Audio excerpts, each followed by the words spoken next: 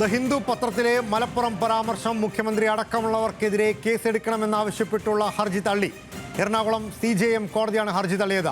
മതസ്പർദ്ധ ഉണ്ടാക്കുന്ന വിധത്തിലുള്ള പരാമർശങ്ങളിൽ കേസെടുക്കണമെന്നാവശ്യപ്പെട്ട് അഡ്വക്കേറ്റ് ബൈജു നോയലാണ് കോടതിയെ സമീപിച്ചിരുന്നത്.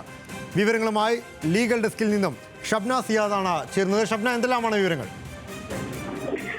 ലാൽകൃഷ്ണ, ദ ഹിന്ദു പത്രത്തിൽ മുഖ്യമന്ത്രിയുടെ മലപ്പുറം പരാമർശം മതസ്പർദ്ധയുണ്ടാക്കുന്നതാണ് എന്നായിരുന്നു ഹർജിക്കാരന്റെ ആരോപണം. അഡ്വക്കേറ്റ് ബൈജു നോയലാണ് കോടതിയെ സമീപിച്ചത്. എറണാകുളം CJM കോടതിയിലായിരുന്നു ഇത്തരത്തിലൊരു ഹർജി വന്നത്.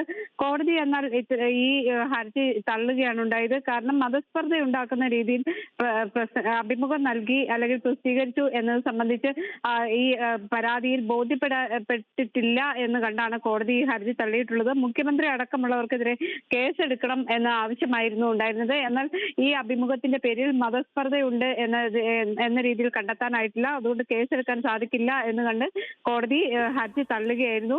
ഹർജിക്കാരൻ ഒരുപക്ഷെ ഹൈക്കോടതിയെ സമീപിക്കാനുള്ള നീക്കവും നടത്തുന്നുണ്ട്. പോലീസിന്റെ റിപ്പോർട്ടിന്റെ അടിസ്ഥാനത്തിലാണോ കോടതിയുടെ നിരീക്ഷണം?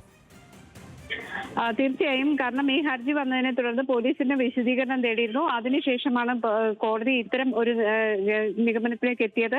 കാരണം ഈ ഹിന്ദു പത്രത്തിൽ നൽകിയ അഭിമുഖത്തിൽ മലപ്പുറം ജില്ലയെക്കുറിച്ചാണ് പരാമർശം നടത്തിയിരുന്നത്. അത് ഒരു തരത്തിലും മതസ്പർദ്ധ ഉണ്ടാക്കുന്നതല്ല എന്നായിരുന്നു പോലീസിന്റെ റിപ്പോർട്ട്. ഇതിന്റെ അടിസ്ഥാനത്തിൽ കോടതി ഈ ഹർജി തള്ളുകയും മുഖ്യമന്ത്രി അടക്കമുള്ളവർക്കെതിരെ കേസ് എടുക്കാൻ സാധിക്കില്ല എന്ന് വ്യക്തമാക്കുകയും ചെയ്തിട്ടുണ്ട്. പോലീസ് റിപ്പോർട്ടിന്റെ അടിസ്ഥാനത്തിലാണ് ഹൈക്കോടതി നിലവിൽ മുഖ്യമന്ത്രിക്കെതിരെ മതസ്പർദ്ധ ഉണ്ടാക്കുന്ന തരത്തിലുള്ള പരാമർശം നടത്തിയെന്ന വകുപ്പ് ചുമത്താനാകില്ല എന്ന് കണ്ടെത്തി ഹർജി തള്ളിയിരിക്കുന്നത്. ഷബ്ന സിയാദാണ് വാർത്തയുടെ വിവരങ്ങൾ നൽകിയത്. മറ്റൊരു വാർത്തയുടെ വിവരങ്ങൾ കൂടി പങ്കുവയ്ക്കാനുണ്ട്.